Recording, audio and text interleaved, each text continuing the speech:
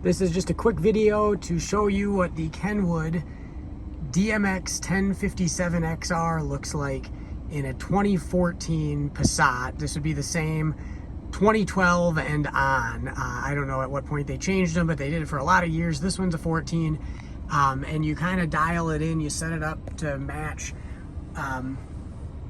placement in the vehicle. You've got adjustments you can make. So I've got it set so that you can clearly see all the climate control stuff below it.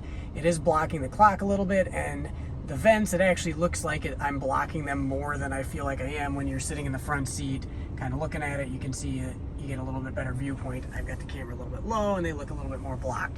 Anyways, you can adjust that.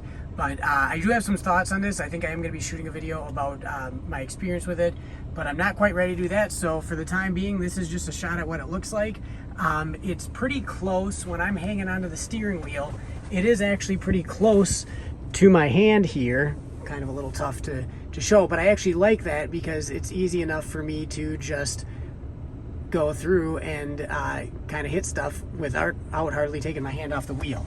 So it doesn't really block anything, and it works out quite well, and it is really nice to have a nice big screen for maps, for the backup camera, all of that.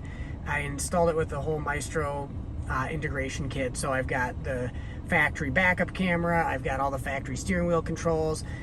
Everything works as it should, and this particular car is an SEL, so it's got the Fender sound system, so the factory amp is utilized and all of that. So yeah, that's the quick rundown of what it looks like in a 2014 Passat SEL.